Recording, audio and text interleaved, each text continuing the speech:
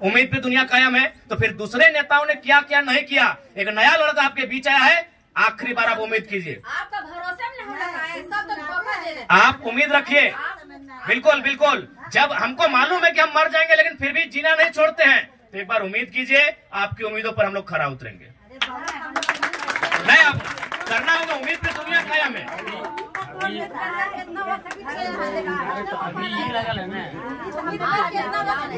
नहीं ठीक है, आपका सवाल ठीक है चाची साहब, लेकिन देखिए जब तक हम कलम से होता है, कलम जहाँ चलता है जब तक वहाँ बैठेंगे नहीं कैसे? रोजी रोटी नहीं, लड़कन बाहर में काम करता है। अच्छा आप एक बात बताइए, इतना देर से हम क्या बोले, वही ना बोले कि अगर हम लोग जीत के जाते हैं तो रोजी रोजगार पे बात करेंगे। हम लोग वही सुनिए, आपको एक परिचय दे देते हैं। अपना काम हो गया। अरे भाई ठीक है, हम अभी अच्छा एक बार अभी तक बोलेंगे आपको मेरा वोट देना, हमका मेरा चुनाव चिन्ह आपको मालूम है, तो फिर आप कैसे मान ले वोट मांगने आए हैं? अभी तक तो नहीं बोले मेरा चुनाव। चाची सुनिए, ठीक है मत दीजिए, चाची मत दीजिए, लेकिन फिर भी हम काम करेंगे। आपको जागृत करना है अभी तक। अच्छा एक बात बताइए, आपको मेरा चुनाव चिन्ह मालूम है? मेरा चुनाव चिन्ह क्या है मालूम है? नहीं मालूम है तो हम तो वोट का भी बात ही नहीं किए हैं। आज सुनिए मेरा, अभी हम लोग कुछ नहीं है, मानते हैं आपके क्षेत्र में पहली बार आए हैं, लेकिन पता कर लीजिए आज हम लोग कुछ नहीं है और 13 करोड़ रुपया मुआवजा लड़के दिला दिए। अरे हम लोग कुछ नहीं है सो 13 करोड़ दिला दिए। जिस दिन हम लोग कुछ बन जाएंगे आप लोग गिनती भूल जाएंगे, विश्वास रखिए, आप लोग गिनती भूल जाएंगे। तकलीफ है, दिक्कत है, समझे ना? हम लोग को पानी सप्लाई चाहिए, जैसा पानी चाहिए हम लोग को पानी चाहिए। अब बिजली देखिए, झारखंड वाला जो लाइन है कट जाता है तो हम लोग सब अंधेले में रहते हैं, बकाक बीसीएसएल हमारे बगल में है, पहाड़ी के बगल में है, सब जगह बीसीएसएल की लाइन आ गई है, मैं हम लोग को मोहल्ला बगल में नहीं आया।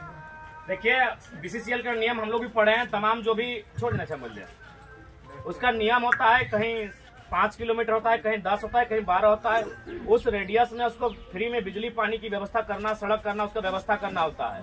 क्योंकि हम लोग का लीडर में कमी रहने के कारण ये कमी नहीं पूरा हो रहा है, इसलिए अगर हम लोग दिल्ली में जाते हैं तो किसी भी जीएम का औकात नहीं होगा कि नियम के बाहर काम करेगा। लेडीज लोग बहुत दूर दूर से हम लोग पानी। ठीक है चाची, आपकी पीड़ा को हम लोग भी अवगत है, हम लोग भी छात्र हैं। आप हम लोग के पूछ लीजिए, नहीं पॉसिबल नहीं है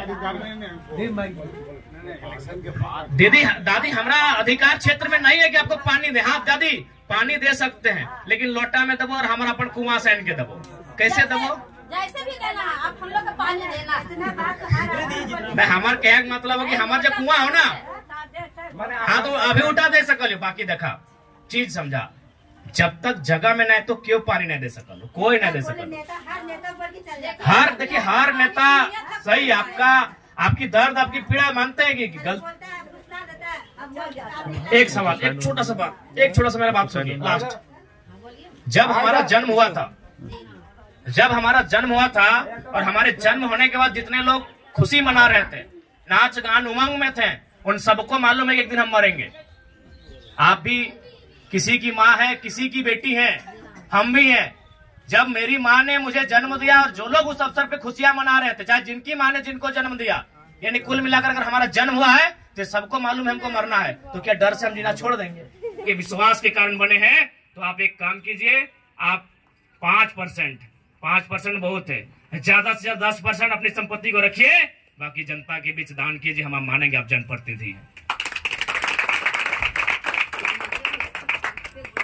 बिल्कुल, अगर एक नेता खाली त्याग करेगा ना जी, तो हम बोल दे रहे 1000 कम से कम 10,000 परिवार चलेगा। उदाहरण के लिए आप पढ़े होंगे पेपर में, चूंकि नाम नहीं लेते उनका ये क्षेत्र नहीं तो दूसरा क्षेत्र उनका नाम कहने में छोड़ देते हैं। एक दिन में 1 करोड़ का कोयला कमाते हैं, एक पेपर में आप स्पष्ट पढ़े होंगे। थोड़ा सा याद कीजिए, कुछ महीनों पहले पीछे चले जाइए, एक दिन में 1 करोड़ का कोयला, यानी 1 करोड़ की उगाही।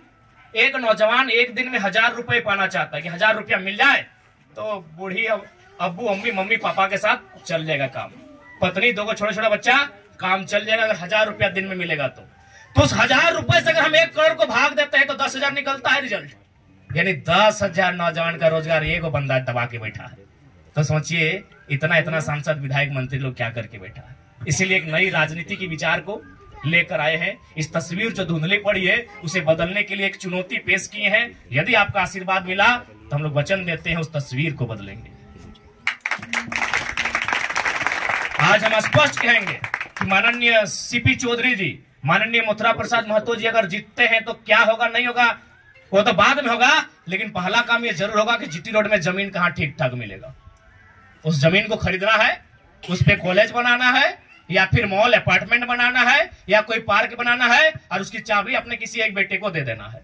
लेकिन अगर जयराम महतो जीतता है तो आज इस आवाम के बीच ये वादा करके जाता है, एक सांसद की सैलरी 2,91,000 है, उसको पुणे में 3 लाख मानते हैं, 60 महीनों से गुना करते हैं, 1,80,00,000 होगा, उसे 25% पर मेरा अधिकार होगा, जो कि मेरा पैसा है 75% जनता को। आज बहुत सारे लोगों ने कहा कि आप जीतेंगे तो विशेष क्या होगा।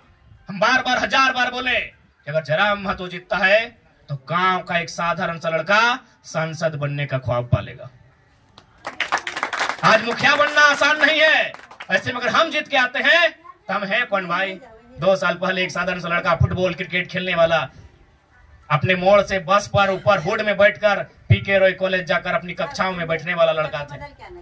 अगर हमारी जीत होती है तो इस देश के लाखों नौजवान जो राजनीति में कदम रखना चाहते हैं, जो राजनीति में आना चाहते हैं, उनको एक हौसला और हिम्मत मिलेगा और अपने सपने को साकार करने के लिए संघर्ष करेंगे। हजार, खासकर धनबाद बोकारो की बात करें तो कई हजार करोड़ की इनकी संपत्ति है।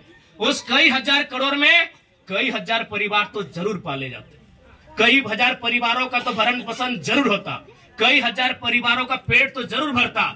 लेकिन सच में अगर वह जनता के हितैषी है तो हम पहला संदेश देना चाहेंगे।